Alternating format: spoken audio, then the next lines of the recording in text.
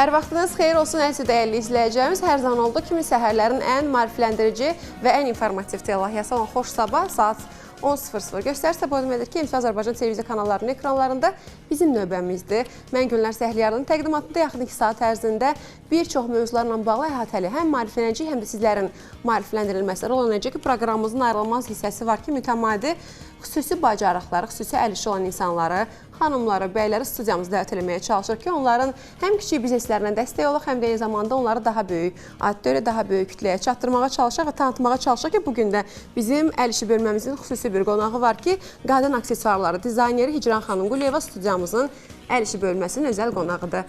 Hicran xanım, xoş gəlmişsiniz. Necəsiniz? Mikrofonu götürün, siz daha hamı. Mən eşitdim ki, hamısı qəşəng eşitsin. Necəsiniz? Çox sağ olun, yaxşı olasınız. Mən də həm sizi, həm studiyadakı qonaqları, həm də ekran başında bizi izləyən izləyiciləri salamlayıram. Sizə və kanal rəhbərliyinə minnətdarlığımı bildirirəm dəvətiniz üçün.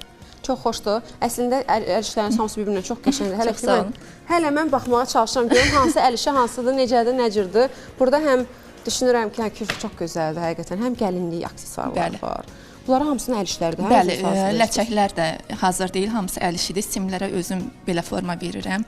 Sonra məhlulla onu bu hala gətirirəm. Nədir məhlul bunun içində? Epoksiyə bənzəyən bir məhluldur. Ancaq belə qeyd edim ki, bunları hazırlamaq bəli, biraz çox vaxt tələb edən işlərdir. Əlbəttə, həm vaxt tələb edən, həm zaman, həm səbir tələb edən. Çox diqqət tələb edən. Əlbəttə. Özünüzün fəaliyyətinizlə bağlı təbii ki, əl işləriniz artıq danışır. Amma özünüz fəaliyyətinizlə bağlı sizdən istəyəcəm məlumat verəsiniz. Həm bizə, həm izləyicilərimizi daha yaxından tanıyaq sizi. Mən Hicran Quliyeva. Əslində sualın çox klassik bir cavabı var. Belə ki, bu sahəni sevmək lazımdır. Hər sektorda olduğu kimi bu elə bir sahədir ki, sevməsən, yəni yəqin ki, həmkarlarım da məni təsdiqləyər. Mümkün deyil də. Yəni mən bu gün durdum, qərar verdim, bu işlə məşğul olacağam deyilən bir sahə deyil. Həm incə ruh tələb edir, həm səbir tələb edir, həm də insanın göz nurunu tələb edən bir sahədir. Eynən. Bu mənə Yunan tərzi, hə Nicat? Bəli. Bizdə həm bilməm Nicat degustatordur. Kleopatra. Qəşəngdir. Paltarıma uyğun deyildi, amma görə pis görsənər, amma ki, həqiqətən ayrılıqda çox qəşəngdir. Yunan tərzi, Kleopatra tərzindədir. Çox qəşəngdir əl işləriniz. Sizin ümumiyyətlə bu sahədə təhsiliniz var idimi, yoxsa kurslara mı getmişdiniz, necə öyrənmişdiniz yəni bu sahəyə? Yox, belə deyim, yenə də klassik bir cavabım olacaq. Uşaq vaxtından mən aksesuarlar hazırlamağı sevirəm. Uzun zamandır öz aksesuarlarımı həmişə özüm hazırlayıram. Belə də götürəndə artıq mən böyüdükcə əlbəttə ki, əl işlərim də təkmilləşdi. İnsanların marağını çəkdikcə bu da mənə ruh verdi. Düşündüm ki, bu hobini niyə də işə çevirməyim. Ay, nə gözəl düşünmürsünüz. Bəs indi hal-hazırda bunu öyrədirsiniz, məsələn, özünüzdən sonraki tələbələrinizə yetişdirirsiniz? İnşallah yaxın zamanda elə bir planım var. Çünki mən hələ bu sahə üzrə heç bir təhsilim yoxdur demək olar ki, özümü necə deyim, yetişdirmişəm. Amma bu işə gələcək xanımlara tövsiyəm odur ki, təhsil alsınlar. Çünki bəzən pulumuza qıymırıq, amma əslində bunu öyrənənə qədər o xərclədiyimiz, necə deyim, ziyan etdiyimiz ləvazimatlar, bəli, elə ondan daha baha gəlir çıxır. Çox doğru. Əslində sizin bu sahəyə gəliş hekayənizi artıq müəyyən qədər anladım ki, uşaqlıqdan gəliş hekayəniz başlayıb sizin. Bu sahəyə olan marağınız, bu sahəyə olan eşqiniz, məhəbbətiniz sizi buralara qədər ucaldıb. Bundan da daha uzadır və ulaşsın hər zaman. Bəs sizcə bu sahənin ən çətin tərəfi hansılardır, hansı tərəfdir? Məsələn, hansı məhsulun hazırlanması mı, yoxsa müştərilərlə empati hissinin qurulması? Müştərilərlə empati hissi deyəndə ki, əslində bu sahə elə bir sahə ki, düzdür. İndi bu sahə üzrə fəaliyyət göstərən çox xanımlarımız var. Amma belə deyil də, ədəbsiz məhsullardır sizdəkilər. Ancaq demək istədiyim o ki, hərənin öz tərzi var. Hər tərzin də öz müştərisi olur. Müştəri səni tapır bir nöqtədə. Çətin odur ki, yəni oturaq görürsən bu işləri, bütün gün diqqətin, gözün bu sahəyə baxmaq məcburiyyət. Bəli, yəni kiçik bir mexaniki səhv, bir texniki səhv sizi təzədən başdan prosesi yaratmağa məcbur edir. Bu biraz işin çətin tərəflərindəndir. Bəs Hicran xanım, bu sahədəki hədəf məqsədiniz nədir? Əsas hədəfiniz nədir? Əlbəttə ki, daha da yüksəlmək, inşallah ölkə miqyasında tanınmaq, markalaşmaq istəyirəm. İnşallah bunun üçün də çalışacağam. Markanızın adı nədir? Zambaq. Bunu da vurğuluyum. Bilirəm deyəcəklər ki, zambaq da n ilə vurğulanır. Bəli, onu bilirəm. Heç kəs buna görə məni linçləməsin. Sadəcə Instagram mənə n-ını vermə deyə zambaq olaraq götürdüm səhifənin adını. Yəni, zambaq yazmışsınız. Bəli, zambaq yazmışam. N artıq var idi başqasında. Nə qəşəng, maraqlı. Bəs bunu necə hazırlayırsınız? Məsələn, ideya hardan gəlir? Hansı İnanın ki, bəzilərini çəkirəm, bəzilərini elə əlimə alan kimi gəlir. Bu əslində arxa hissəsi açıq olan paltarlar üçün dizayn eləmişəm. Belə. Yəni belə də istifadə eləmək olar, amma mənim əsas ideyam oradan gəlib. Çox maraqlıdır həqiqətən də. Deyirlər ki, hər aksesuarın öz enerjisi var da. Məsələn, orada daşları görürəm, mirvariləri görürəm, təbii daşlar var. O daşların enerjisinə çox inanırsınız? Müəyyən qədər inanıram. Bəli, əlbəttə ki, var. Yəni məsələn, sitrin daşını çox sevirəm. Hal-hazırda burada yoxdur, təəssüf ki, o pul daşı deyirlər, enerjidir. Onu gətirək. Bəli, bu ametist daşıdır. Bunun da enerjisinə inanıram. Ametistin enerjisi nədir bəs? O buğa bürclərinin və qoç bürclərinin uğurlu daşı kimi hesab olunur.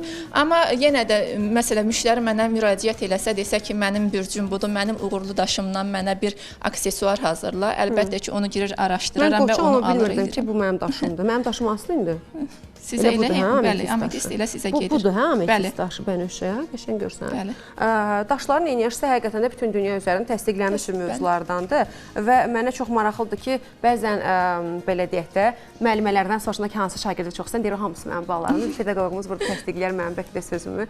Sizin bax bu işləriniz hamısı öz balalarınızdır, amma daha çox hansını bilirsiniz nəyə görə? Bunun müştərisi də olub satmamışam. Nəyə görə? Mən bu işlə professional şəkildə məşğul olmağa qərar verəndə ilk əlimə alıb və heç necə deyim, elədikcə oldu da, heç bir çertyojunu çəkmədən, heç nə eləmədən beynimə gələrək dizayn etdiyim, bəli, məhsulum budur. Ona görə o mənim üçün xatirədir, onu satışda deyil. Aha. Bəs aksesuarların dizaynının hazırlanmasına hansı dəb trendlərdən ilhamlanırsınız? Məsələn, bax, burada qeyri-adi əl işləriniz var da, bayaq mənim göstərdiyim bu, siz dediniz ki, arxa kürək hissəsi dekolt olan geyimlər üçün və yaxud da, məsələn, burada qeyd elədiniz, kifayət qədər çox sayılı fərqli dizaynda əl işləriniz var da. Bunların dizaynlarını hardan götürürsünüz? Hansı trendlərdən? Belə baxanda əslində bu bir Instagramda gəzinərkən xarici bir səhifədə belə bir aksesuar görmüşdüm və araşdırma elədim ki, bu necə eləmək olar, nətər eləmək olar. Ancaq ideyalar tamamilə özümdən asılıdır. Kimdənsə baxıb çox vaxt kopi eləmirəm. Əlbəttə ki, müştəri mənə bir məhsul atsa, desə ki, mən bundan istəyirəm, onu hazırlayıram.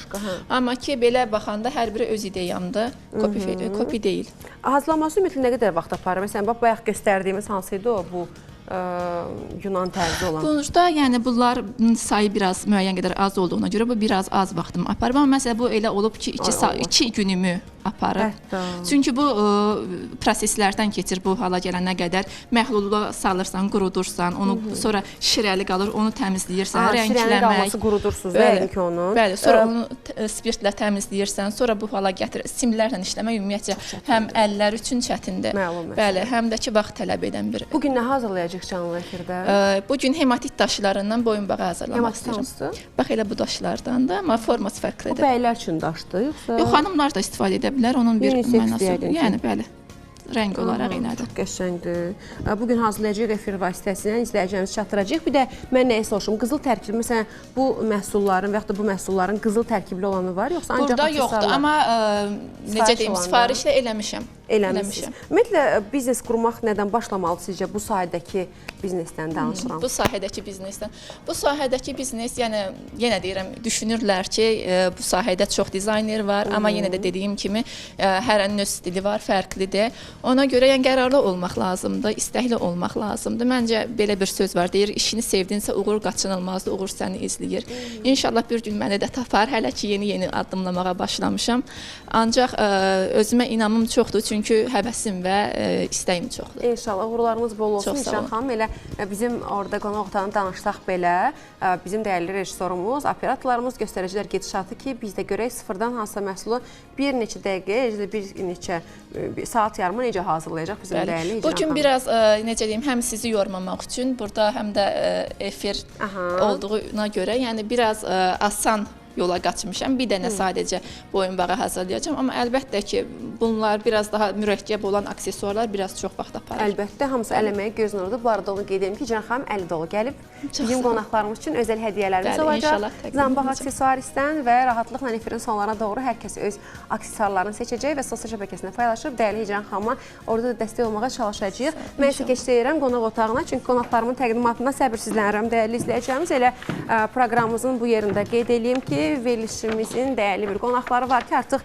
günlərdən anonslardan gördüyünüz üzrə estetik kosmetoloq dəyərli həkimimiz Aypak xanım Ağamalıyeva studiyamızın qonağıdır. Xoş gəlmisiniz, sabahınız xeyir, gününüz uğurlu olsun və elə bayaq pedaqoji mövzularından danışmışkən Lumini Akademiyanın təsisçi rəhbəri pedaqoq Layla xanım Xalid qızı, xoş gəlmisiniz.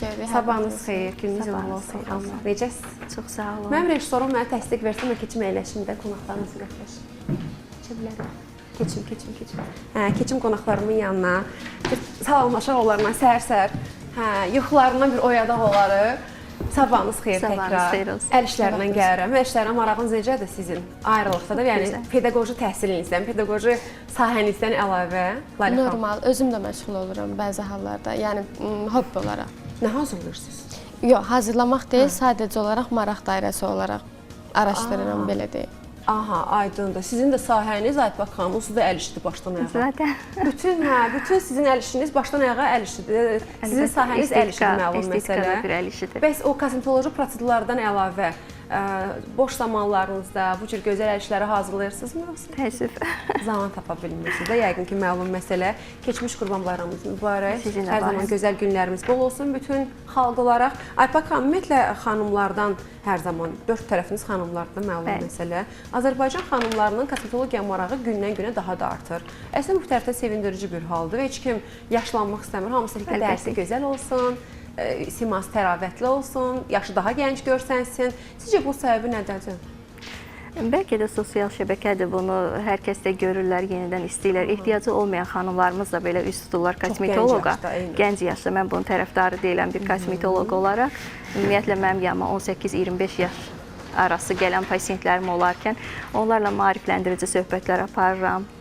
Yəni, erkən yaşda ehtiyac olmayan prosedurlara kimdəsə baxıb gördükdən sonra gəlməkləri uyğun bilmirəm. Məndə olan məlumata görə bu arada dəyərli pedaqoqlarımızla söhbətləşirəm. Bugün studiyamızın dəyərli qonaqları ikisi də pedaqoqdur.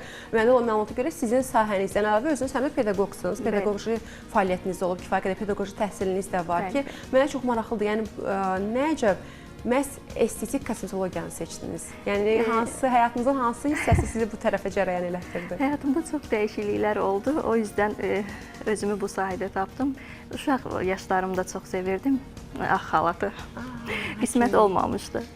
Pedaqoji tərəfə yönəlmişdiniz? Bəli, qismət pedaqoq olmaq tərəfə getmişdi. Hansı sahədəydiniz? İbtidai sinif müəlliməsi. Ay, nə gözəl. Böyük bir səbir tələb edir, Layla xanım? Sonradan ikinci ixtisas olaraq özümü tibb sahəsində və kosmetologiyada tapdım. Yəqin ki, valideynlər istəyir sizin müəllim olmağınızı. Qismət elə gətirmişdi. Amma yenə də içinizdəki o ağ xalata maraq sizi ikinci babamın arzusuydu. O, mən həmişə uşaq vaxtı deyirdi ki, mən səni ağ xalatda görmək istəyirəm. Elə oldu ki, qismətdən gəldi, mən qismət oldu da, yəni ağ xalat.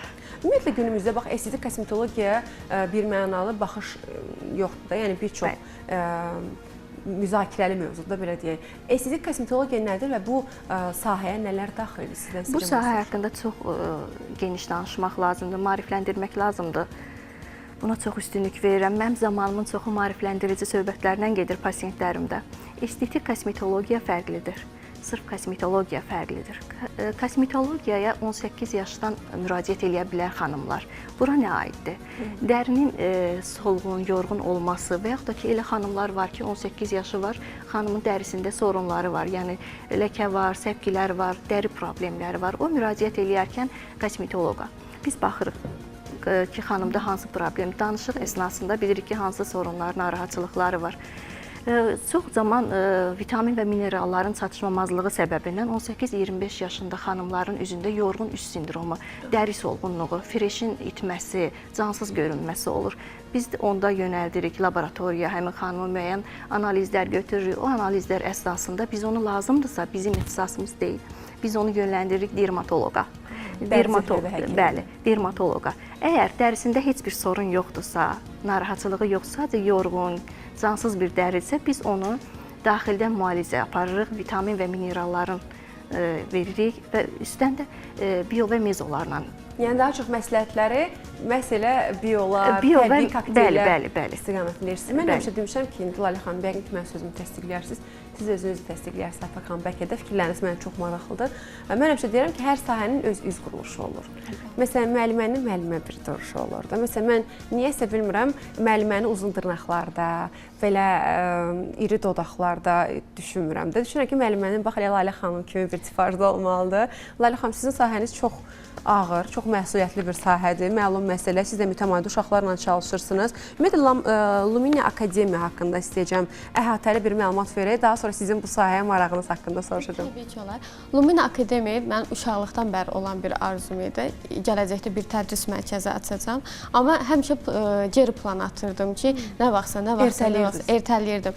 Çünki bəzən irəli atılmaq üçün riskli addımlar atmaq lazımdır. Təbii ki, bu riskli addımları atmaqda da ən böyük dəstəkçim atam, sonra anamdır. Yəni əlimizə qələmi ilk verən şəxslər kimdirsə, biri bizi irəli aparan şəxslər də onlar olur. Sadəcə təəssüflər olsun ki, hər kəs mənim kimi şanslı olmur. Valideyn baxımından mı? Valideyn baxımından, Adlar bəli. nədir valideynlərinizin? Atamın adı Xalıqdır. Elə adımı da oradan almışam. Lalə Xalıq qızı soyadı olaraq. Anamın da adı Əfsanədir. Ay, nə gözəl. Bundan əlavə olaraq təbii ki, Öpürəm əllərindən Xaliq təşəkkür edirəm. atamızın, Əfsanə mamanızın həqiqətən də çox şanslısınız. Hər zaman da şanslı olasınız. Hər zaman ata-ananızın xeyir duası üstünüzdə olsun. Təşəkkür Bütün həyatınızın edirəm. bütün mərhələlərində. Biraz əvvəldən bəri də dinləyirəm. Hiss elədinizsə, hər kəs içində olan arzunu indi reallaşdırır. Bizim də məqsədimiz budur. Tələbələrlə işləyərkən abituriyent də olur, miqrasiya işçilər də olur, gömrük işçilər də olur və orada tələbə hazırlayırıq. İndi onlara tələbə demirik, təbii ki, müdavimlər deyirik. Hər bir sahənin qolunda var. Ümumiyyətlə, müəllim olaraq, müəllim hər bir yerdə var. Bütün peşələrin ixtisaslaşmasında, yetişməsində, hər bir şəxsin fərd olaraq, şəxsiyyət olaraq yetişməsində müəllim var. Bünövrəsində müəllim var. Və bizim məqsədimiz odur ki, hər kəs oxuyacaq deyə bir şey yoxdur. Həqiqətən tələbə məsələn gəlir. Nə istəyirsən, nə olmaq istəyirsən. Məqsədimiz də odur ki, onu olmaq istədiyinə çatdıraq.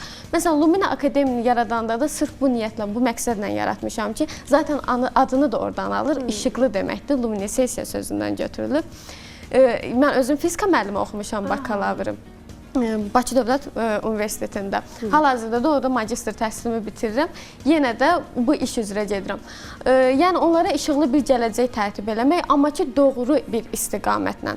Buna görə də müəllim heyətini seçərkən ən peşəkar müəllim heyətlərini seçmişik, təcrübəyə uyğun olaraq. Və məsələ nədir? Keyfiyyət və kəmiyyət nisbini bir tutmaqda, nisbətində tutmaqda. Həm keyfiyyət, həm də kəmiyyət nisbətində. Ümumiyyətlə, uşaqlar dedikdə, yəni hər bir tələbə mən övladımdır. Yaşından, vəzifəsindən və statusundan asılı olmayaraq, deyirəm ki, keyfiyyətimiz fərqimizdir. Ümumi olaraq bizə nəticə göstərməlisiniz, nəticə verməlisiniz. Və buna görə də müsahibə müəllimimizdən tutmuş, ibtidai sinif müəllimimizə kimi müəllimlərimiz o qədər gözəl insanlardır ki, həqiqi müəllim deyilən insanlar, dərsə can qoyan insanlar. Hər birinə də buradan təşəkkür edirəm, minnətdarlığımı bildirirəm ki, tələbələrə tələbə kimi yox, yaşından və statusundan asılı olmayaraq övlad kimi yanaşırlar.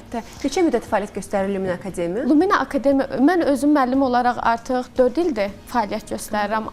Yəni, universitetdə oxuduğum vaxtlardan bəri. Amma Luminiya Akademiya 1 ildir fəaliyyət göstərir. Bir ilə, yəni bu qədər uğurunuzun olması çox təqdir layiq bir Bəli, addımdır. Həqiqətən də akademiyada fəaliyyət göstərən pedaqoq heyəti barədə istəyəcəm məlumat verəsiniz ki, bayaq dediniz abituriyentlər də var akademiyanızda, eləcə də müsahibələrə hazırlaşanlar. Ümumilikdə istəyəcəm pedaqoji həyətinizlə bağlı maarifləndirəsiniz. Onda kiçikdən böyüyə doğru gedim. İbtidai sinif məsələn kateqoriyamız var ki, ümumi olaraq şöbələrə bölünüb. Xarici dillər, ibtidai sinif, abituriyent, magistratura, dövlət qulluğu və ikinci təhsil. Bundan əlavə olaraq gömrük və miqrasiya da var. Hər şöbənin də özünə məxsus müəllimləri və müsahibə müəllimləri var.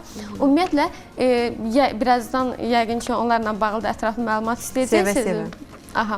Ümumiyyətlə, hər şöbənin də özlərinin menecerləri var, xüsusi nəzarət edirlər və yenə deyirəm, əslində bizim akademiyaya xüsusi bir nəzarətə ehtiyac yoxdur. Müəllimlər özləri çox aktiv və mükəmməl bir şəkildə işləyirlər. Məsələn, bizim qanun müəllimimiz var, Elvin İbrahimov, gecə-gündüz dərs keçir, 7-24 suallara cavab verir.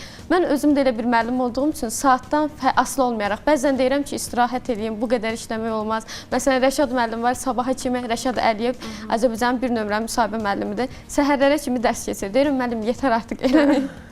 Deyir, yox, uşaqlara nəticə Həqiqətən də lazımdır. işi sevdiyimiz təqdirdə işə artıq iş olaraq yox, eşq olaraq yanaşmış oluruq. Bizim də hər gün sevə-sevə işə gəlməyimizin, işə qaçmamızın, Nicat?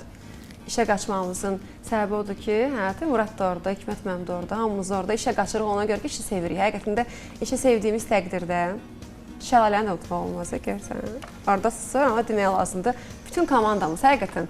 Mən televiziyaya gələndə qaça-qaça gəlirəm, ciddi deyirəm. Yəqin ki, mühafizəmiz görür. Bu da sevgidən irəli gəlir. Çünki həqiqətən çalışdığımız sahə, təhsil aldığımız sahə başqa-başqa sahələr ola bilər. Amma çalışdığımız sahəni sevdiyimiz təqdirdə həyatımız gözəlləşir, daha da mükəmməlləşir. Qeyd eləmək istəyirəm ki, dəyərli izləyicilər, həmin bu mükəmməl dəqiqələrin ardı gələcək, amma qısa bir fasiləyə keçid alacağıq. Nəyə görə? Çayınızı, qəhvənizi təzələyəsiniz, ekranlara bir neçə adım daha yaxın yerləşəsiniz deyə. Çünki reklamlardan sonra Qayar Dövlət Ansamblının solisti Boris Bayramovun çox gözəl və keyfiyyətli səsini, gözəl ifalarını dinləyəcəyik. Amma fasiləmizə keçid alana qədər qeyd edelim ki, proqramımızın baş sponsoru olan Ritello ev təmizlik robotu ilə bağlı sizlərə sevər əməlat vermək istəyirəm ki, hər zaman da dediyimiz kimi sağlamlıq təmizlikdən, təmizlik isə evlərimizdən başlayır. Dəyərli izləyicilər, 055 299 80 00 nömrəsindən əlaqə saxlayıb. Nəinki Bakıda, paytaxtda, eyni zamanda bölgəmizdə yaşayan insanlara rahatlıqla bizim çatdırılma xidmətimiz var ki, Xoş Sabahın adından əlaqə saxlasanız sizə tam ödənişsiz, tam təmənnasız, yəni tam pulsuz şəkildə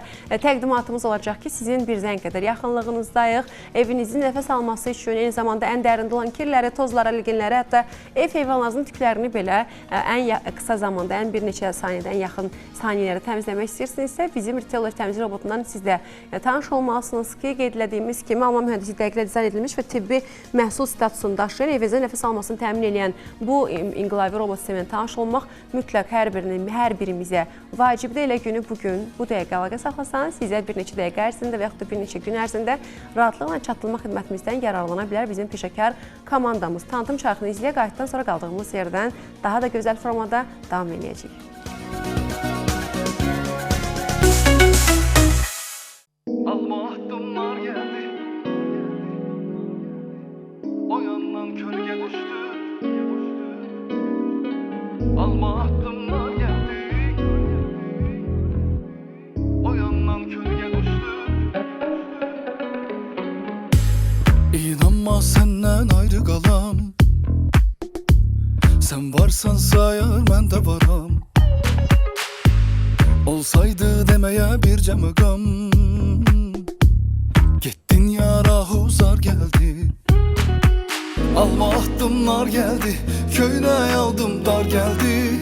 O yandan kölge düştü, ele bildim yar geldi. Alma addımlar geldi, köyüne aldım dar geldi. O yandan kölge düştü, ele bildim yar geldi. Gel gel maralım, ceyranım gel. Gel gözümün nuru, sevdalım gel. Ay aman gel gel maralım, ceyranım gel. Gel baharım yazın, heyranım gel.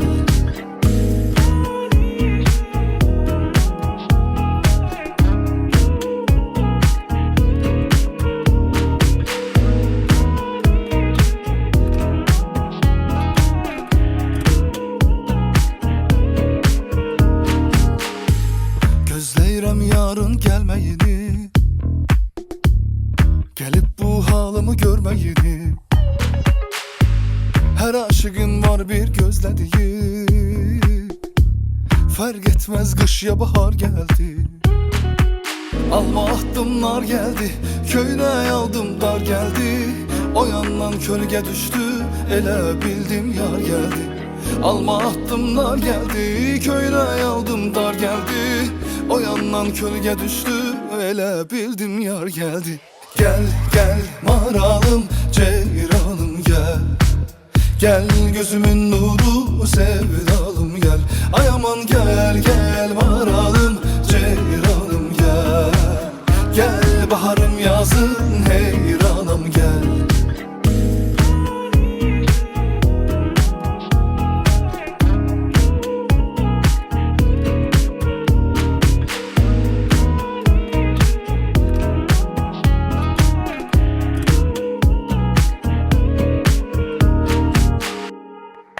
Çox təşəkkür Təşəkkürlər. Sevilən Təşəkkür ifaçı, edirəm, sənətçi çox sağ olun. dostumuz Barisin gözəl ifası ilə günümüz daha da gözəl formada davam eləyir.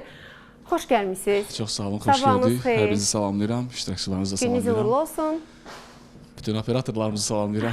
Vaxtınız xeyir Ay, olsun. bir gün görünməyən tərəfini salamlayırsınız, hə? Olar, elə də olar. Keçmiş Qurban Bayramınız mübarək. Sizlə bayram, çox sağ olun, təşəkkür edirəm. Çox sağ olun. Sizi və bütün sevərlərinizi təbrik edirəm bu müqəddəs Təşəkkürlər. gün bayram münasibətilə. Bu son dövrləri çox dəbdir. Əslində çox gözəl bir dəbdir ki, klassik musiqilərimizi bax gözəl formada, aranjmanda, yeni səslərdə, yeni ifalarda gözəl onu təqdim eləmək. Xoşunuza gəldi mi hanım? Qəşəng idi. Doğrudan. Hə, çox. Əsas odur ki, Defakalıq xoşunuza- edirdim sizə, görmürdünüz burada. Siz əslində bizim çoxdan planımızda var ki, hansısa bir mahnıları üzə çıxardaq, belə daha da bəzəkli formada, belə deyim, daha da qəşəng Daha da formada gözəl təqdim edək. aranjmanlarda. İndi dinləyici kütləsi var da, kimisi bəyənir, kimisi bəyənmir. Mənə Təbii çox ki, biz- qəşəng alınıb sizdə. Hə, doğru. Yəni mənə çox maraqlıdır. Niyə o qədər mahnıların içində məhz bu mahnını Əslində seçmisiniz? təzə çıxıb bu mahnı, yəni ki, birazdan reaksiya verər ya İnşallah. nəsə Siz bir sosial şəbəkədə paylaşın ki, reaksiya verin. mütləq. Sevə-sevə. Əslində Çox sağ siz kliplər üzərində də çox böyük investisiyalar qoyursunuz kliplərə. Aha, Yəni bu düzdür. mahnının klipi gözlənilir yoxsa? Birazdan bilinəcək o. Aha. Mənim də məsləhət elədiyim dostlarım var. Bir ay filan keçsin, bəlkə də bir 15 gün, 20 gün keçsin, ola bilər nəsə bir şeylər çəkək buna. Məhrəmlik gəlir də səhv eləmirəmsə. Elə işləmək aiddir da o. İşləmək ayıdır. Eynən. Yeni layihələr təqdim eləmək ayıdır. Bəli, bir dənə Nə də yeni kimi? mahnımız var. O da yavaş-yavaş hazır olmağa doğrudur. Baxacağıq orada görək. Xeyirli uğurlu olsun. Hansı bizi çəksə ona Burada eləyəcək. həm biz təhsildən danışırıq. Sizin şəhər tıxaclarında bir neçə dəqiqə bizi Mən gözləyin. sizə yaxın oluram. Hə, Hə, gəlin, ona görə tez-tez tıxac gəlin, zəhmət görmürəm. olsa xoş gəlirsiniz. Sizin gəlişinizə qədər həm təhsildən danışdıq, həm gözəllikdən danışdıq. Siz də səhnəmizin yaraşıqlı bəyisiniz. Çox sağ Hər olun. halınıza yaraşıqlısınız, məlum məsələ, amma o müəyyən toxunuşlara sizcə zaman gələndə, ehtiyac olanda yanaşmanız necədir ümumiyyətlə bəylərin kosmetoloji prosedurlar eləməsinə? Mən özüm də elətdirirəm. Bəli, evdə Qəşəng, maska da baxımlılıq hamımızın elətdirirəm. haqqıdır. Sonra bərbərə də gedəndə maska elətdirirəm. Elətdirirəm yox, eləyirlər daha doğrusu. Eləmələrini istəyirsiniz. Məsləhət görürlər ki, belə eləyəkmi, belə onu biz seçirik. Bəli, eləyin, eləməyin. Təbii ki, yaxşı baxıram ona. Əgər xidmətdirsə, yəni qulluqdursa, niyə də yox? Əlbəttə. Hətta mən bilirəm ki, mən səhnə adamıyam. Belə şeylərə daha da böyük Həssaslıqla maraqla, yanaşırsınız. bəli. Daha da maraqlıdır mənə yəni o tərəflər. Əslində çox da gözəl yanaşmadır. Bəylərin də baxımlı olmaq haqlarıdır. Niyə də yox, niyə də yox? Aypak xanım, sizin bəs pasiyentləriniz arasında xanımlar yəqin ki, daha çox üstünlük təşkil eləyir. Bəylərin sizcə son dövrlərdə ümumiyyətlə bu sahəyə marağı necədir? Eyni. Demək olar ki, xanımlar da, bəylər də son zamanlar müraciət eləyir. Yəni artım var bu belə. Bəs sizi bu kosmetoloji sahədə daha çox narahat edən hansı məqamlar? Məni narahat eləyən hər zaman bu Yaralı olub yerinə ki, yetirsiniz. məni narahat eləyən hər zaman bu olub ki, gənc xanımlar hansısa bir xanımın üzündə gördüyü dolğulardan istəyir. Gəlir qəbullar, baxırsan ki, gözəl xanımdır da, bu xanım ehtiyac yoxdur. Nə qədər desən də, yəni mən heç vaxt onun tərəfdarı deyiləm ki, gələn pasiyentə ilk öncə botoks, dolğu, estetik görünüm. O yaşı lazımdır axı, müəyyən bir yaş Əlbəttə ki, maarifləndirici mövzular daha çox olmalıdır bu barədə. 30-dan sonra səvəzə başlayır da o qırışların yaranması. Əlbəttə ki, zamanında düzgün qidalanma, özünü sevsən, o qırışlar gec yaranacaq. 35 yaş üstü estetik kosmetologiya üst tutmaq lazımdır. Kosmetologiya iki növdədir. Yəni birinci sadə kosmetologiya, yəni xanımların üzündə olan yorğunluğu götürmək, sağlam dəriyə sahib olmaları üçün kosmetologiya müraciət edir. Amma estetik kosmetologiya burada estetik görünümü dəyişməkdir. Estetik görünümü dəyişməyə mənim yanıma gələn pasiyentlərə baxıram. Əgər qüsur yoxdursa, ola bilər 18 yaşı var, amma bunda kompleks yaşayacağı bir qüsur var. Burun və yaxud da ki, elə xanım var güləndə Burnum əməliyyatdır. Amma çox uğurlu olub da. Yəni estetikaya ehtiyac olduğu halda onu eləmək lazımdır. Baxırsan gözəl xanımdır, ehtiyac olmadığı halda dodaq dolğusu, burundur, yanaqdır, müəyyən gellərin zərər deyil, sadəcə hər şey vaxtında və zamanında gözəldir. Nizamında gözəl. Əlbəttə ki. Əslində məsələn biz nəyə öyrəşmişik? Kosmetologlar daha belə iri dodaqlarla, iri yanaqlarla belə. Siz çox sadə və çox təbiisiniz. Mən hələ ki 35 yaşım var, hələ heç bir prosedura üst tutmamışam. Necə? Yəni ki, hər şey zamanında gözəldir. Yəni demirəm zərərli bir şeydir. Ehtiyac varsa eləmək olar. Əgər özündə ehtiyac görmürsənsə onu, kimdəsə varsa mən də onu eləyim deyə mən elə pasienti qəbul eləmirəm. Ümumiyyətlə bu sahədə daha çox istər sosial şəbəkə üzərindən, istər canlı pasientlərinizə daha çox hansı suallar gəlir sizə? Ən çox suallar məsələn prosedurlarla bağlı, ən çox estetik kosmetologiya barədə suallar verilir, dolğularla, botokslarla bağlı. Pasientlər yaxınlaşanda zaten mən ona ehtiyac yoxdursa fikrindən yayındırıram. Biraz müalicəyə dəvət edirəm. Müalicəyə, düzgün qidalanmağa, özünü sevməyə, sağlam həyat tərzi. Sağlam həyat tərzi gözəl, freşli, şarmlı, görkəmdir də zaten. Özünüzə heç vaxt tətbiq eləmək istəməyəcəyiniz, eləməyəcəyiniz prosedur hansıdır? Heç vaxt deyirsiniz ki, məsələn, mən onu çox eləmərəm. Yaşım 40-50 də olsa çox eləmərəm. Zamanında ehtiyac belə olsa gözaltı işıq dolgularını heç bir zaman özümə tətbiq eləmərəm. Niyə? Çünki bunun müəyyən fəsadları var. Birinci, gözaltı işıq dolgularında UZI altında olunmalıdır. UZI-dən keçməlidir, göz altında kistalar ola bilər, müəyyən fəsadlar ola bilər, müəyyən orada dolgular əriməyə bilər, sıxılmalar ola bilər. Yəni riskli bir şeydir. Bunun haqqında danışmaq üçün çox mövzu var. Ay, sağ olun. Bəs hər kəsə tövsiyə eləyəcəyiniz prosedur varmı? Yəni onu da deyim ki, bugün biz hansısa proseduru dolgularla eləyə bilərik. Amma 2 il məndən razı qala bilər. Amma onun 5 ildən sonra hansı fəsadlarla rastlaşacaq və bilməyəcək ki, mənim verdiyim hansısa bir dolğunun fəsadıdır o. Zaman keçər, sonra mən hər zaman pasientlərimin sağlamlığını birinci növbədə düşünürəm. Pasient gəlir yanıma hər dəfə, bəlkə də 1 saat, 30 dəqiqə hər pasientdən söhbətlər aparıram, maarifləndirici mövzular danışıram. Prosedurdan çox o söhbətləri aparıram. Çünki mən bu sahəni biznes tərəfdən baxmıram, sadəcə peşəmi sevirəm və dəyər verirəm peşəmə. İşini sevənlərlə bir arada olmaq çox qəşəngdir. Mən bu sahəni sevirəm. Yəni istəmirəm ki, pasientlərin zamanından tez o estetikaya geçsin, qocalmaya aparır. Əslində indi çox yaralı yerlərimizdən biridir sizin dediyiniz mövzu. Çünki adi küçədə gedərkən 18-19 yaşında qızları o qədər aşırı belə hər şeyin ən aşırı, qaşlar çox yuxarılarda. Bilirsiniz necədir? Məsələn, pasient mənim qəbuluma gələrkən deyir ki, mən botoks istəyirəm. Elə pasient olur ki, bilmir botoks nədir, dolğu nədir, botoks bilmir. Sadəcə eşidir müəyyən sosial şəbəkə. Mən həmişə deyirəm, hər birimizin fərqli sahələrdə çalışsaq belə hər birimizin tibbi maariflənməyə ehtiyacımız var. Çünki nə qədər çox maariflənsək, bir o qədər silahlı olmağımız deməkdir. Bayaq estetika ilə bağlı nəsə demək istəyirdiniz, Boris bəy. Mən dedim ki, sizin burnunuz çox gözəldir. Mən dedim ki, əməliyyatdır. Əməliyyatdır. Hamı ki, uğurlu əməliyyatdır. Bəyənmirsiniz siz? Yox, bəyənirəm. Çox qəşəngdir. Səsinizi qoruyursunuz, desin orada nəsə belə gördüm. Yox, su istədiyim salsınlar. Adi sudur. Adi su, hə. Mütəmadi içirsiniz. Ümid səsinizi qorumaq üçün nələr edirsiniz? Bu gözəl səsi qorumaq üçün. Bilirsiniz, bir yaşdan sonra artıq qorumaq deyə bir şey qalmır da. Yəni, demirəm ya, ora naqruska və yaxud da nəsə bir... Yük düşür. Bir müddətdən sonra yəni soyuq su, ondan sonra marojna və yaxud da başqa bir sizin düşündüyünüz səsi batıra bilən hər bir şeylər artıq o ona təsir eləmir. Bir müddətdən sonra, yəni məsələn götürək bir 25-30 yaşdan sonra artıq o oturur da elə bir o. Səs telləri oturur. Bəli. İndi ora siqaret daxil eləmirəm. Bütün məhsulları, zərərli vədişləri daxil eləmirəm. Onlar biraz da qalınlaşdırır və səsi açmaq, zildən oxumaqlar biraz tutulur. Amma normalda yəni sərin su sənin səsinə heç bir təsir eləməz.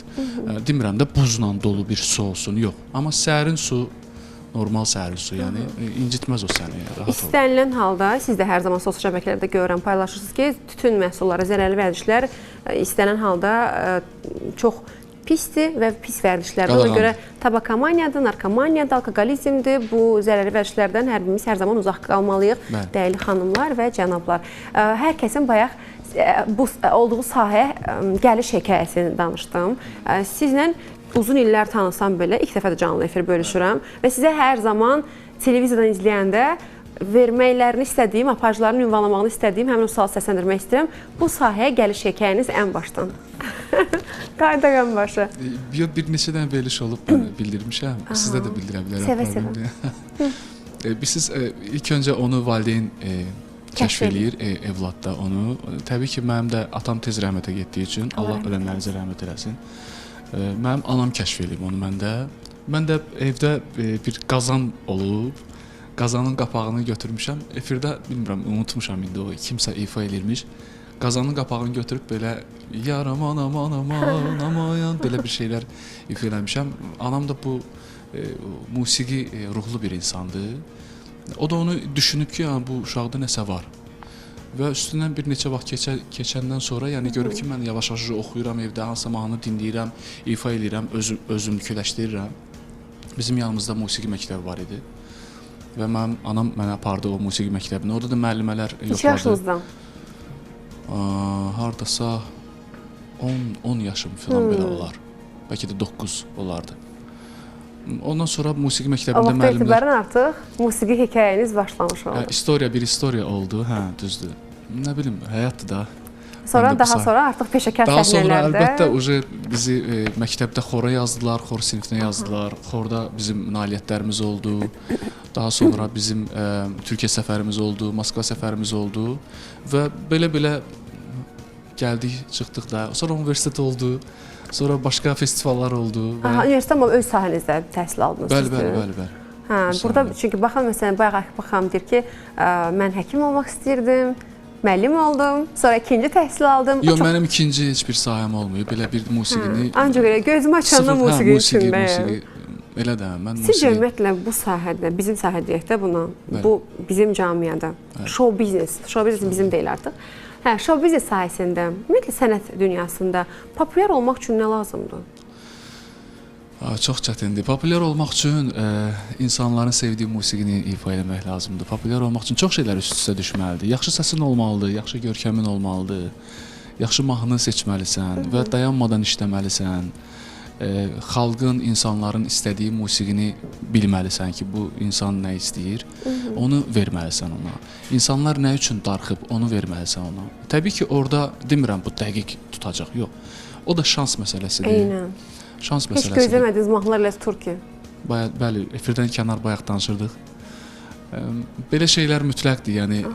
Amma çalışmaq lazımdır ki, dinləyiciyə, izləyiciyə keyfiyyətli musiqi... Sizin izləyiciləriniz, daha doğrusu dinləyiciləriniz daha çox sizin ifalarınızda lirikanı sevir, yoxsa dinamik musiqilər? Valla biz əslində həm belə oxumuşuq, həm də belə oxumuşuq.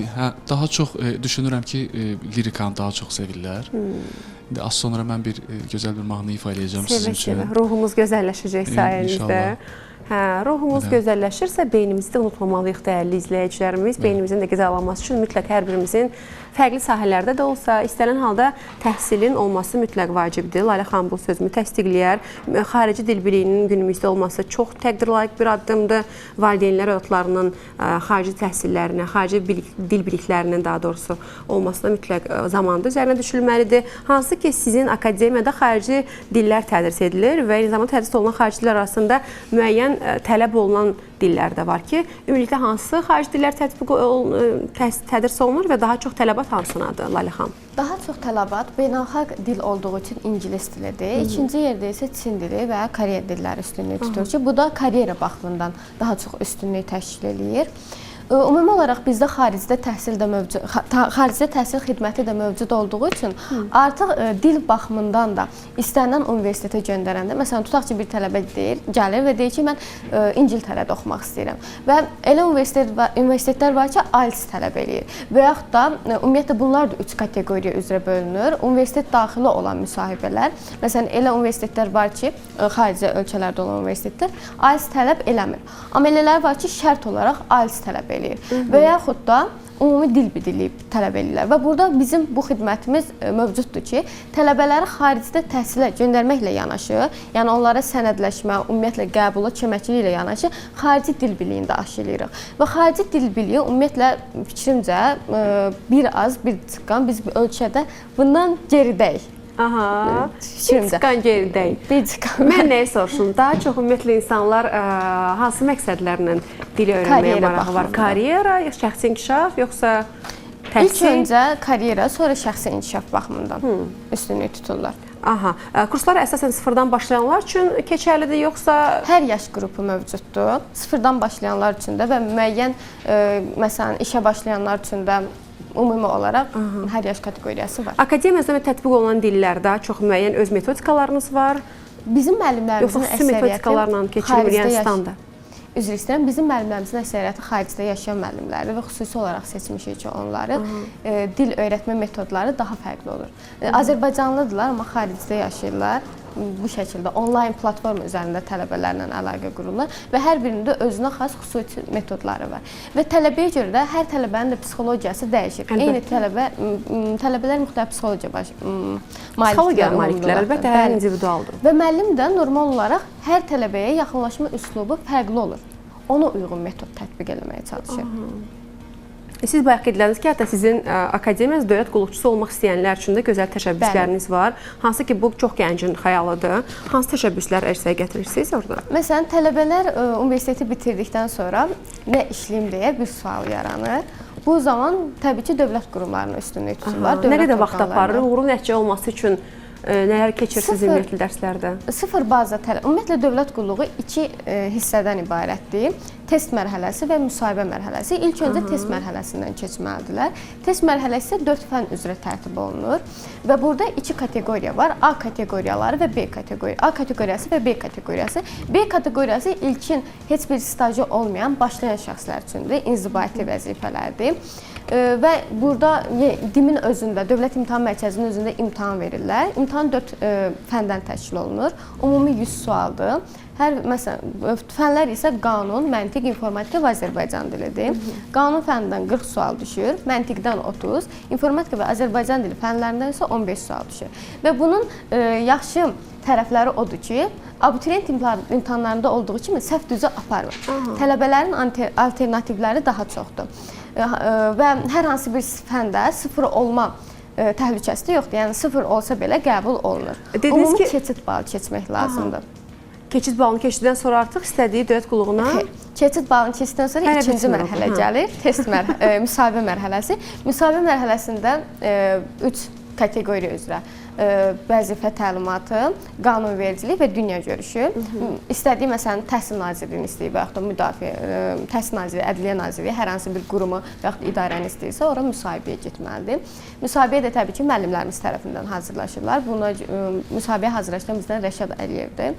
Hətta bir aya 33 qəbul, 17 qəbul, aydan aya dəyişir. Ümumi müsahibə zamanları var. Müsahibələr müəyyən aralıqlarla çıxır. Vakansiya yerləri belə deyək, vakant yerlər. Və müsahibə hazırlaşdıqdan sonra isə artıq müsahibə mərhələsi gəlir, keçid edirlər. Oradan sual-cavab olunur 3 bölmə üzrə və uğurlu nəticə 16 baldır. Və bizim tələbələr isə şükür Allaha ki, çox uğurlu daha nəticələr edirlər. Hal-hazırda məlum məsələ artıq məzuniyyət baş verib və 4-cü kurslar bitirən, universitet bitirən məzunlar düşünə bilirlər ki, harda işləyim?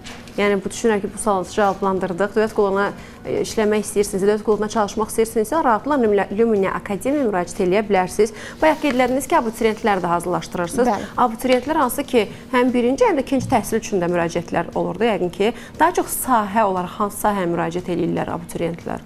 Ya birinci təhsil üçün, ya ikinci təhsil üçün? Ümumiyyətlə əlavə təhsil demək istəyirəm yəqin ki, ikinci təhsil. İkinci təhsil universiteti bitirdikdən sonra olur. Məsələn, tutaq ki, mən universiteti bitirmişəm.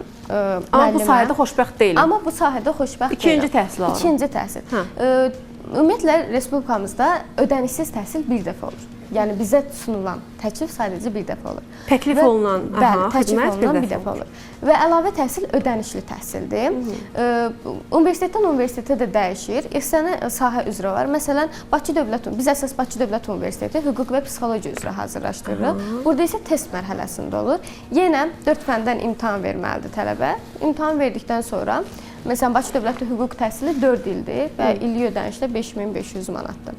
Tələbat var da, yəni bu sahəyə. Bəli. Mən özüm keçən il psixologiya üzrə qəbul olmuşam. Yüksək nəticə toplamışdım, amma eyni zamanda eyni universitetdə 2 təhsil alına bilmədiyi üçün magistratura təhsil alırdım. Məcbur döndürdüm. Magistratura demişkən, magistratura hazırlaşan tələbələrin bəs tədris prosesi necə baş verir sizdə? Magistratura tələbələr əsasən 4-cü kurslardan başlayır hazırlaşma. Çünki 4-cü kursu bitirdikdən sonra 2 sessiya imtahan olur. Yəqin ki, yalnız yerli olmur da, həm də xarici magistratura. Bəli, xaricdə də. Həmçinin bizim xaricdə bakalavr, magistratura və doktorantura təhsillərimiz də var. Həm Asiya, həm də Avropa ölkələrinə göndəririk. Magistratura təhsildə yenə imtahan verməlidirlər. Magistratura təhsildə yenə imtahan verməlidirlər test mərhələsində. və bu da 3 fənn üzrə təşkil olunur. Əsasən 4-cü kursdan müraciət edir, amma mən tövsiyə edirəm ki, əgər magistraturada yüksək nəticə əldə etmək istəyirsinizsə, 4-cü kursun əvvəllərində, avqustun əvvəllərindən başlamağı daha yaxşıdır.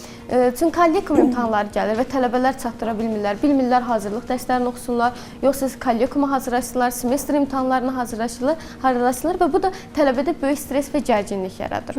Təəssüflər olsun. Sizin ikinizdə ki, təhsil almışsınız, biz bir dənə bir təhsil almışıq, gəlib oturmuşuq burada. İkinci, mən də bir təhsil İqtisad Universitetində bitirmişəm, Azərbaycan Dövlət İqtisad Universitetində bakalavr magistr. İqtisad Universiteti. İqtisadçıyam. İncəsənət yox. İncəsənət yox. Mən veşin həm layihə rəhbəri, həm aparıcısıyam. Hə, onu soruşum mən sizdən. Həyat məni belə gətirdi də. Bir gün mən də inşallah o kürsüdə oturaram. İstedad başqa şeydir. Danışaram öz həyat hekayəmi. Nə soruşum Boris bəy? İkinci təhsil almaq şansınız olsaydı, hansı sahədə təhsil almaq istəyərdiniz? Şansı deyəndə öz əlindədir. Hə, öz əlinizdədir. Oxu, get. İstəsəniz, hə, hansı sahə istəyərdiniz? Əslində çox istəyirəm ki, mənim köhnə qrup yoldaşlarımdan yenidən biz bu yaxınlarda biz yığılmışdıq bir ad gününə. Orada da bir söhbət elədik ki, keşke təzədən yenidən biz hamımız birləşib yenidən oxuya bilərdik. Belə bir 4-5 nəfər belə söhbət eləmişik. Valla sahə olaraq özümü musiqi sahəsindən başqa sahədə görmədiyim üçün, çünki bilmirəm də, bəlkə də biz həssas sahənin adamlarıyıq. Ona görə başqa sahəyə biraz belə düşünürəm yəni. İndi belə düşünürəm. Bilmirəm sabah başıma nə gələcək. Ona görə yenə də musiqi sahəsi. Musiqi sahəsindən mən düşünürəm ki, özünüz məsələn insan istədiyi təqdirdə aça bilməyəcəyi qapı, aşa bilməyəcəyi maneə yoxdur. Yəni çalışdığımız sahə bizi elə formalaşdıra bilər ki, o sahənin ən dərinliklərini öyrənmək məcburiyyətində qala bilərik. Yəni fərqi yoxdur. Məsələn, siz deyirsiniz ki, pedaqoji təhsiliniz olub, daha sonra ikinci təhsil olaraq və yaxud da məsələn mən özüm deyirəm ki, iqtisadçıyam, amma televiziya məni elə formalaşdırdı ki, mən artıq peşəkar aparıcılığa istiqamətləndim və direkt o cür yoğruldum da, həyat məni o cür yoğruldu və daha sonra kurslara, təlimlərə, günü bu gün də mən təlimlərə gedirəm və mən düşünürəm ki, o söz var, 5-dən qəbrə qədər öyrənməliyik. Elm, elm, elm. Təkəbbürlü olmaq düzgün deyil və istənilən halda hər birimiz həyatımızda mən sizdən nələrsə öyrənə bilərəm, siz xanımdan nələrsə öyrənə bilərsiniz. Ona görə həmişə nə qədər çox ünsiyyət qrup kommunikasiya qursaq, bir o qədər də daha gözəl olar. Sizin ifanızda çox sevilən bir mahnı var ki, yollar ayrıldı. Bayaq lirika dedinizdə. Xahiş edirəm, artıq beynimiz informasiyalardan kifayət qədər qidalandı, doldu. Gərək bəyənəcəksiniz. Təbii ki, sizin ifalarınız hər zaman bəyənilir. Ona görə istəyəcəm ki, səhnəni sizə həvalə edeyim, yollar ayrıldı dinləyək.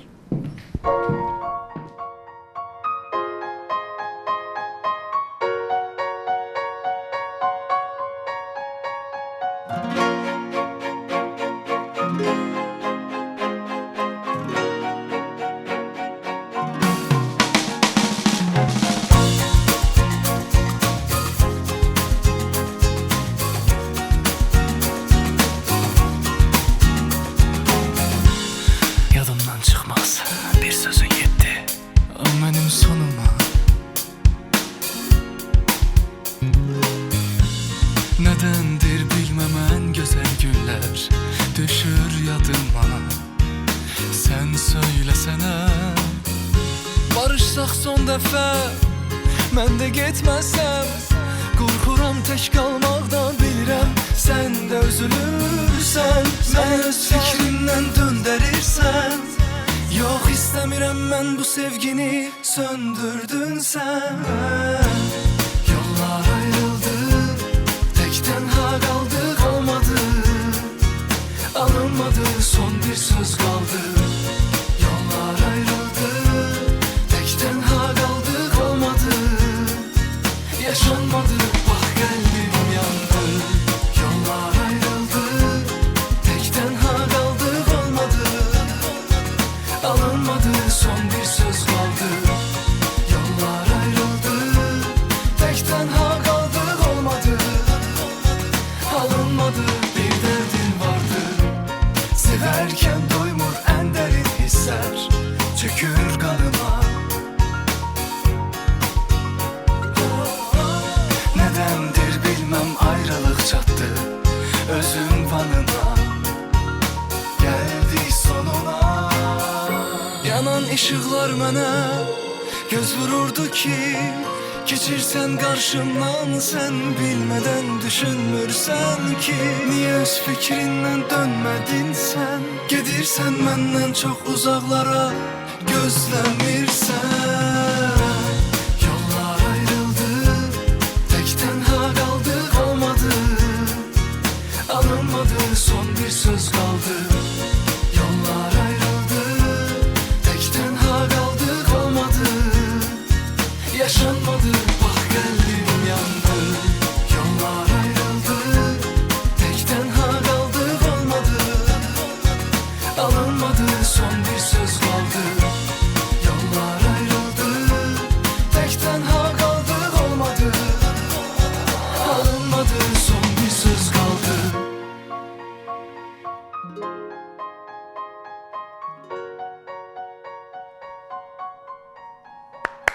Təşəkkürlər, çox sağ olun. Çox təşəkkürlər. Çox gözəl idindi. Gəl gör dinamika qəşəngdir, ifaz nəsə lirik hamısı qəşəngdir. Varis bəy səsinizə sağlıq, avazınıza sağlıq. Çox qəşəng ifanızla indi gəl təzədən efir adaptasiya ol. Hə, Hicran xanım, burada nədir? Nə hazırladıq? Canlı efir vasitəsilə. Mikrofonu unutmayın.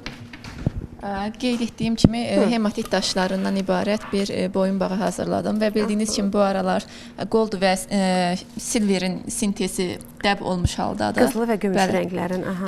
Və onlardan ibarət bir boyun bağı hazırladım. Bəli. Yeni layihələriniz varmı? Sizdən də soruşum. Yeni Bəli, inşallah yaxın gələcəkdə səhifəmizdə nicah aksesuarları öz yerini alacaq. Bel bağları, vuallar, əlcəklər, nicah qələmləri və sizin bayaq verdiyiniz sual qızıl dediyiniz. İnşallah onunla ilgili də bir planım var. Bununla bağlı. Bəli.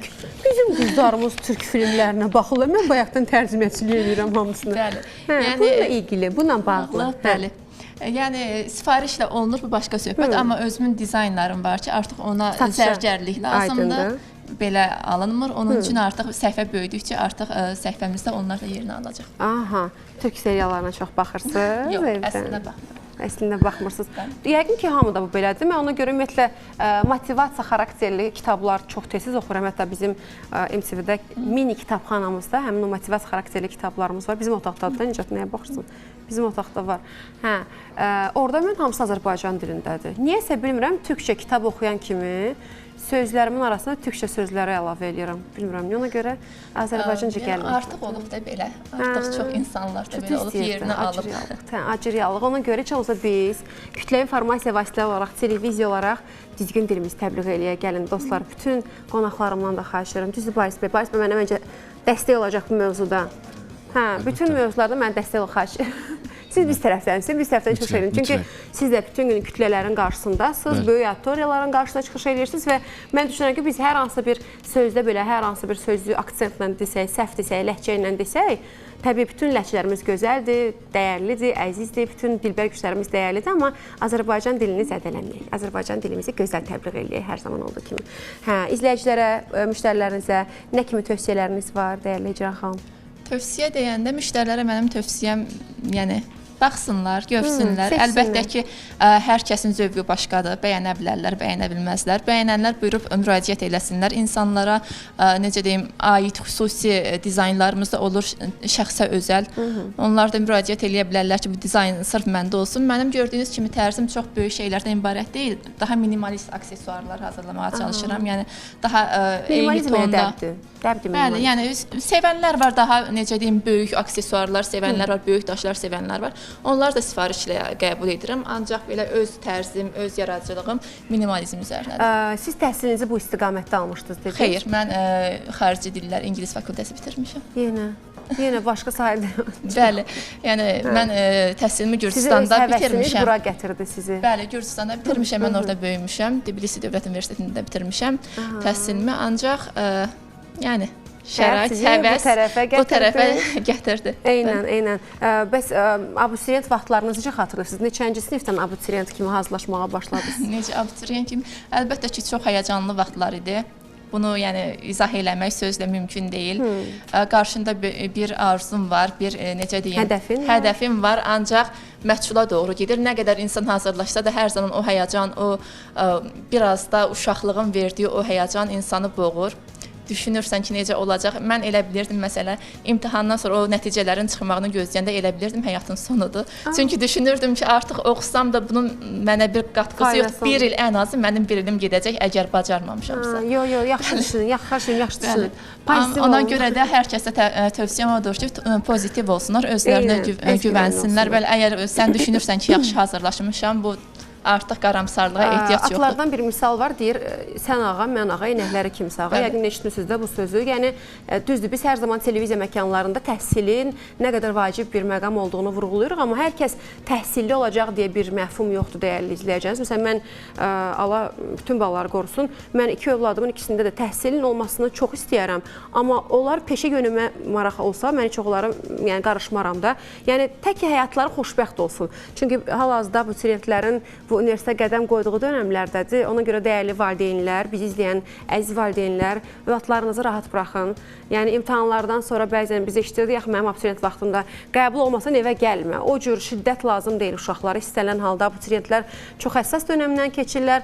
Əsas övladınızın sağlam olmasıdır. Ona görə Allah təalanın sizə bu ödənişsiz verdiyi övladlarınızı siz də qoruyun, hər zaman onların psixoloji olaraq sağlamlığını da hər tərəfli qoruyun və istənilən halda təhsilli də olsa, təhsilsiz də olsa peşə seçimlərimiz var. Görün necə gözəl əlişləri var. Məsələn, var xanımlar hansı ki, indi hal-hazırda 40 yaşı var, 50 yaşı var. Düşünür ki, məsələn, mənim vaxtımda mən qoymadı, atan icazə vermədi, mənə təhsil olmağa varaq elə xanımlar.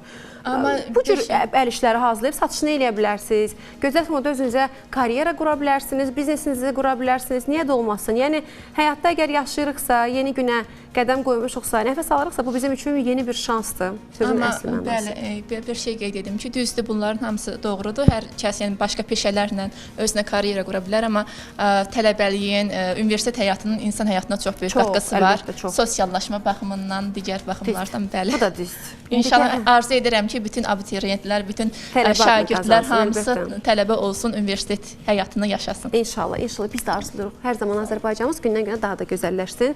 Keçid edirəm mən qonaq otağı bölümünə və orada qonaqlarımızla suallarımız elə qaldığı yerdən davam edəcək. Abituriyentlərdən danışmışkən Lalə xanım, bizim dönəmimizdə, yəni məsələn mənim dönəmimdə neçə il keçib? Bir 15 il əvvəl, yaxşı belə deyək, neçə il əvvəl? Keçmiş olur, yəni yəqin onlarda o qədər. 2012-2011-ci ildə, xülasə, 13 il əvvəl, xülasə, nə soruşum sizdən? Bizim vaxtımızda ancaq 10-cu, 11-ci sinifdə və yaxud da 9-11-ci sinifdə gedirdilər abituriyentlər hazırlıqlara. İndi amma uşaqlar 1-ci sinifdən hazırlığa gedir. Yəni, bu nə qədər normaldır, niyə belə eləyirik valideyn olaraq? Ümumiyyətlə, uşaqların abituriyent hazırlıqlarını neçə yaşdan etibarən qoymalıyıq? Hansı fənlərdən qoymalıyıq uşaqlara, dərslərə? Ümumiyyətlə, səbəbi budur ki, məsələn, məktəbə 10 fən keçirilir və gün ərzində maksimum 7 saat dərs ola bilər. 7:45 deyirik biz buna. Və bu zaman müddətində müəllim həm sənəd yazıb, həm dərsi keçib, əvvəlki mövzunu aşıladıqdan sonra əvvəlki mövzunu müzakirə eləməsinə zaman çatdırmır. Normal olaraq da tələbə və bir qrupda, daha doğrusu bir sinifdə çox tələbə olur. Və normal olaraq da müəllim vaxt çatdıra bilmədiyi üçün şagirdlər hər biri kifayət qədər məlumatlana bilmirlər. Valideynlər də tək şərt olaraq hazırlıqlara üz tuturlar. Axır vaxtlar dedikdə ümumiyyətlə son zamanlar, hardasa 10-11 il repetitor hazırlıqlar daha çox ön plandadır. Məktəbdən çox tələbələr repetitor hazırlıqlar, valideynlər repetitor hazırlıqlara müraciət edirlər. İndividuallıq var. Bəli. Düşünürlər ki, müəllim tək mənim övladımla maraqlansa, övladım daha yaxşı olar. Amma bu məncə tamamilə yanlış bir fikirdir. Düzdür, bizdə həm fərdi, həm qrup şəklində dərslər var. Amma yenə deyirəm, tələbə psixologiyasına görə tələbənin mövqeyində özümüz müəyyən edirik. Rəqabət olmalıdır, yəni uşaqlar arasında. Uşaqlar arasında həm rəqabət olmalıdır, həmçinin də məsələn elə şagird var ki, tək oxuyarkən daha effektli olur. Elə tələbə var ki, elə şagird var ki, qrup şəklində dərsdə olsa daha effektivli olacaq. Və bu baxımdan, psixoloji baxımdan da valideynlərlə danışırıq. Yəni bir baxımdan valideynlərin düşüncəsini dəyişirik, düşüncə tərzini dəyişirik. Çünki bəzən elə düşünürlər ki, övladların yaxşılığı üçün edirlər, amma bu elə deyil. Nəticələriniz necədir bəs? Nəticələrimiz yüksəkdir təbii ki. Aha, mən düşünürəm ki, illər öncəsində olduğu kimi, baxam, indi də tibb universitetinə qəbul ən belə çətin, ən qəliz mövzulardandır. Elə tibbdən danışmışkən mən sual verim sizə kosmetoloji mövzularla bağlı. Təhlükəsiz və effektiv kosmetoloji prosedur üçün pasiyentlər nələrə diqqət eləməlidir? Məsələn, tibbi təhsilim yoxdur mənim. Gəldim pasiyent olaraq qəbulunuza və yaxud da X bir kosmetoloqun qəbuluna. Nələrə diqqət eləməliyəm ki, sonra fəsadlarını yaşamayım? Hər bir pasiyent birinci olaraq müraciət etdiyi ünvanı dəqiqləşdirməlidir ki, hansı ünvanda mən kosmetoloji prosedurlar etdirəcəm, araşdırmalıdır. Orada çəkiniləcək heç bir şey yoxdur. Yaxınlaşdı məsələn mənimlə söhbət etməlidir. Təhsilim nədir? Hansı preparatlardan istifadə edəcəm? Necə, hansı şəraitdə mən hansı şəraitdə prosedurları icra edəcəm? Bəzən pasiyentlərin özündə də səhv olur. Yəni təhsili qoyaq bir kənara. İnsan o özü getdiyi ünvanda görməlidir ki, mən burada prosedur elətdirirəm. Uyğundur, uyğun deyil. Bunu gözlə görmək mümkündür də. Hansı preparatlardan istifadə olunacaq? Pasiyent bunun haqqıdır ki, ola bilər ki, klinika şəraiti olsun. Kosmetoloq klinika şəraitində olsa belə, pasiyent özü preparatın açılışında iştirak etməlidir və sənədin qəbul etməlidir ki, yəni nə vurulur mənim üzümə? Yaydı deyə artıq xanımlar bu vizaj istifadə eləmək istəmir. Məlum məsələ bio və mezolar, biorevitasiyalar, biolar, mezolar, prosedurlar haqqında soruşmaq istəyirəm ki, bu bio-mezo prosedurunun bir-birindən fərqi nədir ki, yəni hansı fərqləri çoxdur. Bəzən pasiyentlər gəlir, deyir ki, mən 6 ay öncə üzümə bio elətdirdim, amma heç bir effektin görmədim. Bunun səbəbi odur ki, pasiyentin üzündə ciddi sorun olduğu halda ona vurulan bio effekt verməyəcək. Bio dərinin freşini, görkəmini, parıltısını artırmaq üçündür. Normal dərini daha da qocalmadan gecikdirmək üçündür. Amma mezoterapiya isə müalicə sayılır. Problemli dərilərdə, aşırı dərəcədə korlanmış dərilərdə biz mezonu bir seans yox, müalicə şəklində götürməliyik ki, dərini sağaldaq, dəri normala qayıtsın, ondan sonra bio edək. Bio desən, dəri rənginin eyni eləyirsə də, bəli, normal dərilərdə istifadə olunur bio. Neçə yaşdan etibarən istifadə eləmək olar? Bioları 25 yaşdan sonra istifadə etmək olar. Bəzən elə pasiyent var ki, 23 yaşı var, müalicəvi olduğuna görə, onun tərkibində heç bir gialuron, yəni yad bir cisim olmadığına görə istifadə edə bilər. Elə xanım var ki, 23 yaşı var, amma dərisi çox korlanıb. Bunun da səbəbi nədir? Daxildən düzgün qidalanmayıb, vitamin mineralları düzgün yerində deyil. Ona görə də bizim daxildən vurur da üzümüzə. Daxildən vurur. Ona görə biz mütəmadi olaraq düzgün qidalanmalıyıq, bol su içməliyik. Bəs bir kosmetoloq olaraq qidalanmadan danışacağıq önümüzdəki dəqiqələrdə. Hansı prosedura, nəyə yox deyirsiniz qəbullarınıza gələndə pasiyentlər? Vaxtından tez, hər şey zamanında gözəldir. Prosedurlar da zamanında gözəldir. Məsələn, elə xanım var ki, 35 yaş üstü xanımlarda botokslu, dolğudur, bunları etdirə bilər. Amma vaxtından tez üstünlük vermirəm də pasiyentlərdəki estetik kosmetologiya üst tutmağa.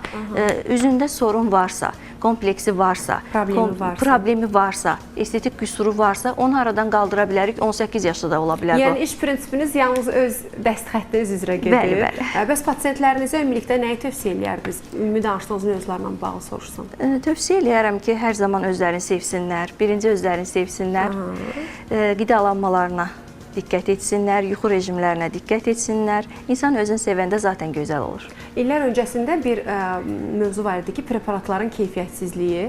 Mən düşünürəm ki, hal-hazırda bu cür problemlərimiz yoxdur. Bəli. Çünki hər bir preparat gömrük orqanları tərəfindən yoxlanılır və Azərbaycan Səhiyyə Nazirliyinin lisenziyası verilmiş məhsulların istifadəsi icazəsi var. Yəni siz daxilində bütün dəyərli kosmetoloqlarımızın üstünmü? Biz kosmetoloqlar onu bilirik ki, bəzən olur ki, düzgün olmayan preparatlar da gəlir, sızır. Amma mən birinci özümü sevirəm, peşəmi sevirəm. Buna görə özümü zərərli dərmanlarla pasiyentə istifadə edərək öz imicimi salmaram da. Yəni çalışdığım birinci özümü sevirəm, ikinci pasiyentlərimi sevirəm. Bayaq gömrükdən elə söz düşdü. Günümüzdə gömrük sayəsində maraq da çoxdur da, məlum məsələ. Hər kəs istəyir ki, o formada olsun, gözəl işlə çalışsın, rejimlə çalışsın. Gömrük sayəsində işləyən insanlar, işləmək istəyən gənclərimiz, insanlar üçün hansı xidmətlər təklif edir sizin Lumina Akademiya?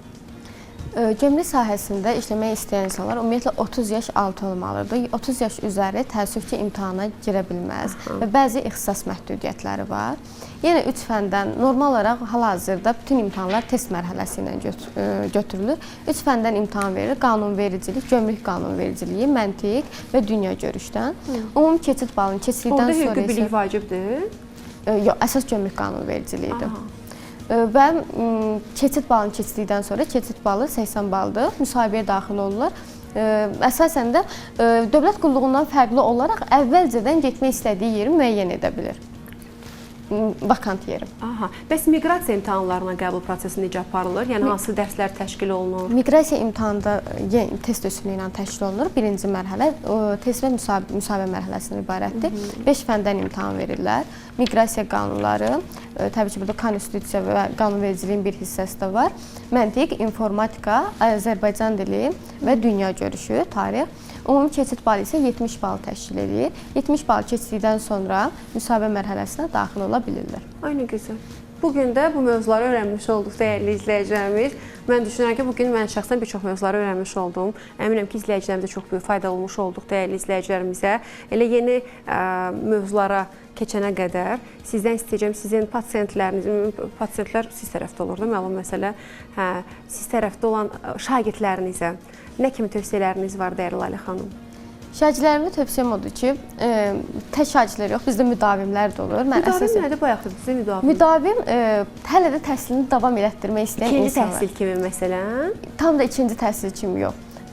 Sayılır, ikinci təhsil də müdavim sayılır. Təhsillə məşğul olan tələbə ziyalı kateqoriyası. deyək də ona, yoxsa? Bəli, demək olar. Məsələn, tələbə deyil, amma dövlət qulluğuna hazırlaşır. Biz artıq ona müdavim deyirik. Aha, aydındır. Nə kimi tövsiyələriniz var? Tövsiyəm odur ki, həqiqətən, məsələn, hər hansı bir sektoru istəyirsinizsə, ürəkdən istəyərək gəlin. İstəməyərək yox. Ümumiyyətlə, bir işə başlayanda orada sevgi olmalıdır. Həmin işə qarşı istək və arzu olmalıdır. İkinci mərhələ isə odur ki, inanmaq. Tələbələrimə həmişə dediyim budur ki, qazanacağına inanmaq. İnanmaq bacarmağın yarısıdır. Əgər inanırsınızsa, işin 50%-ni görmüş olursunuz. Digər 50% isə təbii ki, bacarıqdan asılıdır. Eynən, əlbəttə. Allah edir səndən hərəkət, məndən bərəkət. Biz hərəkət eləyək, həmin o şagirdlər, müdavimlərdir də, həm müdavimlər də hərəkət eləsin ki, uğurun da qarşılığı gəlmiş olsun. Hə, bu sevgidən dedi, dəyərli Lalə xanım. Siz ümumiyyətlə sizə təqdim olunanda, bizim bəstəkarlardan, mahnılar, sözlər sizə təqdim olunanda hansı kriteriyalardan anlayırsınız ki, Baris bəy, bu sizin mahnınız? Yəni, siz bunu ifa eləsəniz, o söz var, tutacaq. Gözəl sualdır. Bilirsiniz, bu sözlərdir də əsas məsələ mahnıda ki, o sözlər insanın xarakterindən danışır. Məsələn, biz ifa eləyəndə hansı illəri deyim sizə, bir 25 yaşında mən məsələn olanda, onda o qədər diqqət eləmirdim ona. Sözlərə. Məsələn, mənə Tərlan nəsə bir mahnı göstərəndə, Azərlə bilirdi. Nəsə bir mahnı göstərəndə mən onun sözlərinə o qədər getmirdim. Çünki mənə bunu göstərən adam zaten bunu mənə yaraşdırıb. Ay, sağ olun. Amma bugünkü gün mən üstündən neçə illər keçib, bugünkü gün hansısa bir mahnını dinləyəndə sözlərə qulaq asıram. Üstünlük verirəm sözlərə ki, o sözləri mən oxuyanda mənim xarakterimdən bəhs edir. Əgər o sözlər mənə uyğundursa, mənim xarakterimə, hər kəs özünü yaxşı tanıyır da. Əgər uyğundursa o sözlər mənə, belə necə deyim, lor dillə desəm, əynimə oturursa, mən onu ifa eləməyə cəhd göstərirəm, ifa eləmək həvəsində oluram. Sözlər məsələsi. Sözlər uyğun olursa belə diqqətli oluram yəni. İstər solo həyatınızda, deyərəm elə daha çox solo həyatınızda, solo karyeranızda daha doğrusu, istər elə ansambl tərkibindəki fəaliyyətinizdə elə bir mahnı varmı ki, deyirsiniz ki, bu mahnı mənim vizit kartımdır? Və hansı mahnıdır? Biz mahnılarımın hamısını sevirəm. Hamısı mənim ballarımdır. Mahnılarımın hamısını sevirəm. Çünki hamısı çox gözəldir çünki. Sevmədiyim mahnı yoxdur. Bu mənim gözümdən belədir.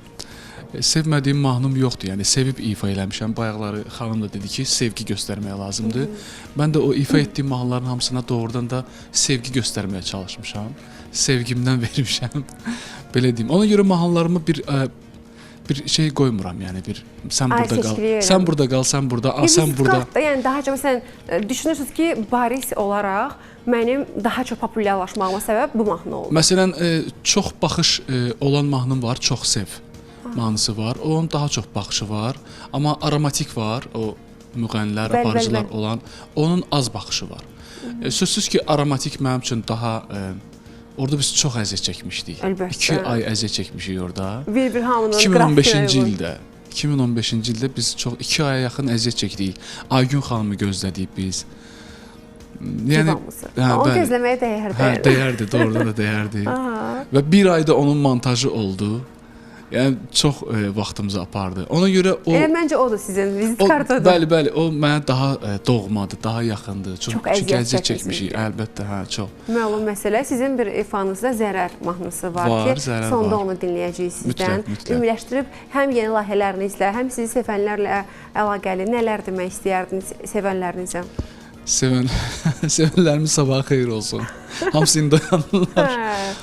Valla nə deyim, mən nə deyim, bizim sahənin adamları gecə ki işdən, ona görə düşünürəm ki, sevənlərimə ancaq buradan xoş gün arzu eləyirəm və gözəl musiqilər dinləsinlər deyirəm, doğrudan. Bayağı musiqidən qaçın, gözəl musiqilər dinləyin, trendə fikir verməyin. Trend sizin özünüzsüz. Siz gəlin, siz mənim yanıma. Zəhmət olmazsa Baris bəy, gəlin mənim yanıma. Çox dərin təşəkkür edirəm Aypak xanım sizə, Lalə xanım sizə, Baris bəy sizin ifanızla günümüzü, bugünkü proqramımızı yekunlaşdıracağıq. Hicra xanım, çox dərin təşəkkürlər. Biz də sizə təşəkkür edirik. Biz də sizə təşəkkür edirik. Çox sağ olun. Komandanın adına təşəkkür edirik. Bəli, biz də sizə təşəkkür edirik. Sizə də təşəkkür edirik. Məxsus olaraq rejissorunuza təşəkkür edirik. Operatorlarımıza təşəkkür edirik. Çox dərin təşəkkür edirik. Çox sağ olun, şad oldum sizi tanımağıma. Əziyyəti keçən hər kəsə çox dərin təşəkkür edirik. Siz tez gəlin, zəhmət olmasa bizim qulağımız, sizin mahnılarınızla çox gözəl, keyfiyyətli ifalar dinləmiş olsun. Bugünlük bu qədər, özünüzdən və ruhunuzdan müğayət olun. Xudafiz.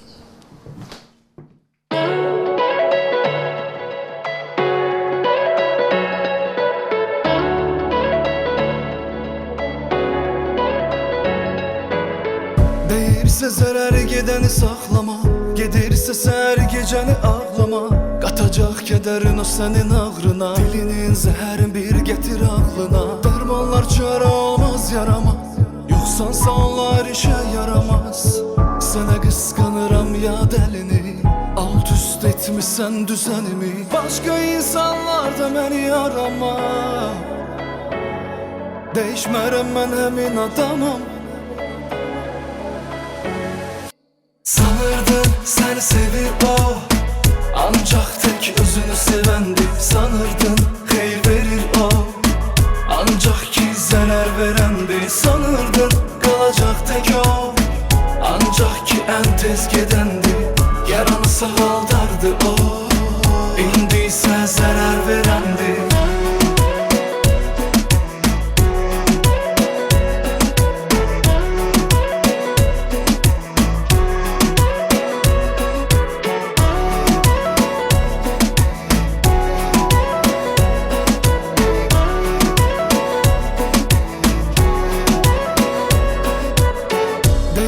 Zərər gedəni saxlama, gedirsə səhər gecəni ağlama, qatacaq kədərin o sənin ağrına, dilinin zəhərin bir gətir ağlına. Dərmanlar çarə olmaz yarama, yoxsansa onlar işə yaramaz. Sənə qısqanıram ya dəlini, alt üst etmişsən düzənimi. Başqa insanlar da məni arama, dəyişmərəm mən həmin adamam.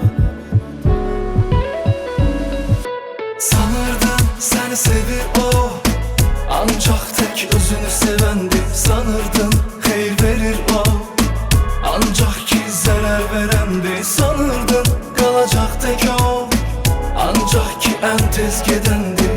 Yaranı sağaldardı o, indi isə zərər verəndi.